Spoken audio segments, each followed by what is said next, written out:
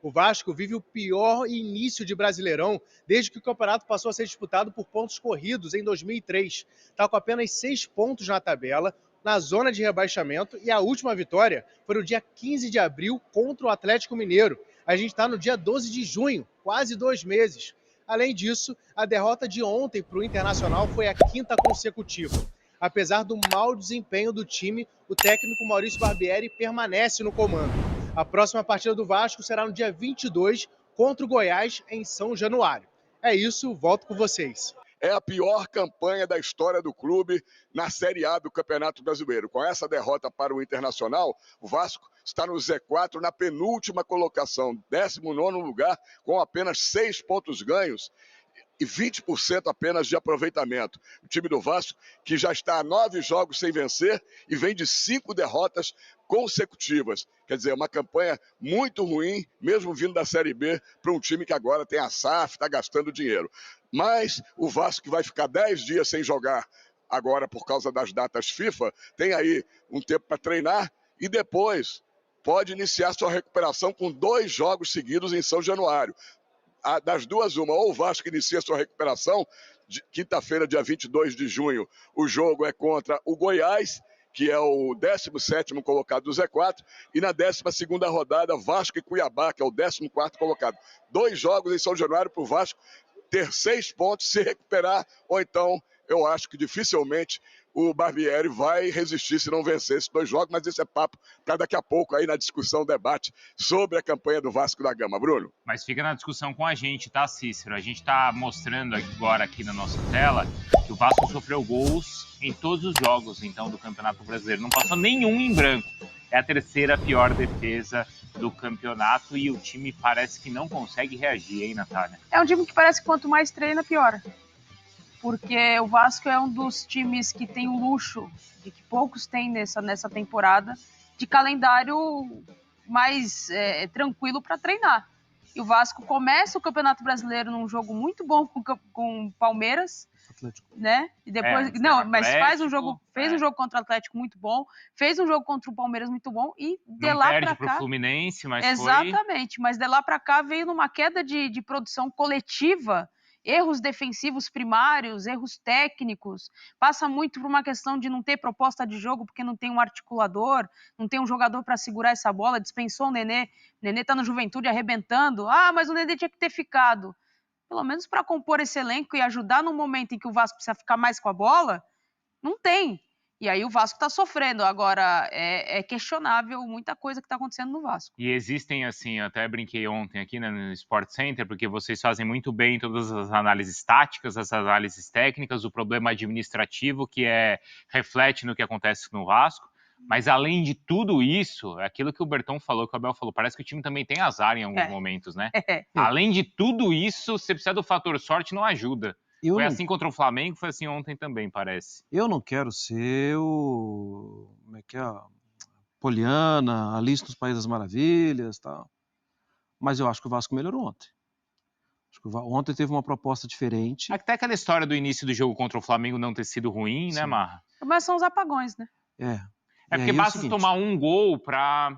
Ontem tinha, com o Zé Gabriel baixando a posição de volante, abrindo para ficar entre os 2 zagueiros, ele deu consistência. O Mita tinha liberdade.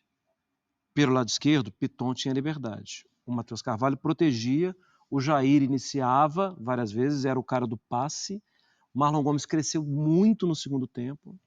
O Alex Teixeira, eu achei durante boa parte do jogo meio escondido atrás da marcação do Inter, isso é mérito do Inter. Era uma função que ele tinha que executar, ele não conseguiu fazer bem. Obrigava o Rayan a se movimentar mais e o Rayan foi bem.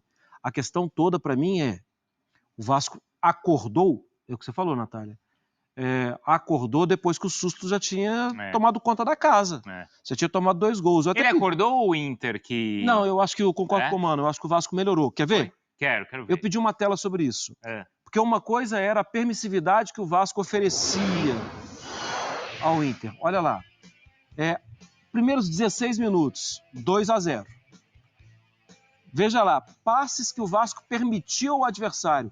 23 passes! Quer dizer, Cara, cada vez que o Inter tinha a bola, o Inter trocava 23 passes. Verdade, né? era um sermão, cara, era uma palestra de 15 horas, você estava ouvindo ali. 23 horas trocando passes. 23 horas? 23 passes! Olha como termina o jogo. O Vasco permite bem menos. O Inter tenta jogar e o Vasco permite menos. A questão é, para mim, essa tela, acho que ela me ajuda, acho que ela me apoia. O Vasco melhorou, só que o início foi horroroso. Depois de você ter um prejuízo de perder de 2-0... correr atrás é mais difícil. É bem mais difícil, mas o Vasco melhorou.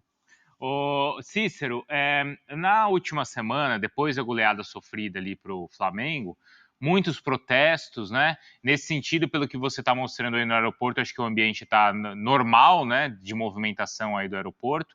Mas em relação ao Barbieri também, porque na semana passada foi muito discutida a permanência dele.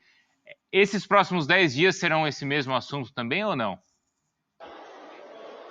Olha, Bruno, no dia 30 de maio, cerca aí 2 semanas, 12, 13 dias, o Paulo Brax, que é o diretor executivo da SAF, Luiz Melo é o CEO, ele deu uma entrevista coletiva. Já naquele momento, o assunto era só esse, permanência do Maurício Barbieri. E naquele momento ele disse que o treinador tinha o respaldo da SAF, porque os métodos de trabalho dele agradavam. O dia a dia de treinamento do Vasco, lá no CT Moacir Barbosa, agradavam. Ele estava sendo constantemente avaliado. Enquanto eles acharem que o trabalho é bom no dia a dia, eles não vão demitir. Se eles acharem que o trabalho caiu de intensidade, de qualidade, ele vai ser demitido. O que acontece? O Vasco vai ter 10 dias agora, né? Deve ter alguns dias de folga, como todos os clubes devem dar aí 2, 3 dias de folga, e depois uma semana para trabalhar até o próximo jogo, que vai ser contra o Goiás, no Caldeirão de São Januário. Então eu acho que eles devem estar conversando. O que o Paulo Brax disse é que tinha que ter uma correção de rota no trabalho todo, não só do Barbieri, inclusive da diretoria. Eles reconhecem que não contrataram um camisa 10 para substituir o Nenê, se preocuparam só com a defesa, né? Fizeram uma defesa nova, mas praticamente o Vasco, tirando o Pedro Raul, não tem nenhum grande jogador eligiano, né, que não foi bem até agora, do meio para frente. Então, agora, com a janela de transferência vai ser aberta, o Vasco vai contratar, pode ter certeza, 2, 3, 4 jogadores do meio para frente. E dentre eles deve vir um camisa 10. Eles acham que está fazendo muita falta, eles não falaram abertamente, mas eu acho que estão arrependidos, como disse a Nath aí, de terem liberado o Nenê, que está fazendo muita falta pela liderança, pela bola parada, pelo que ele organiza o time do Vasco, mesmo aos 40 anos de idade, que não tem mais condições de correr os 90 minutos. Eu acho que, por enquanto, o Maurício Barbieri vai permanecer e vão esperar esses 2 jogos em casa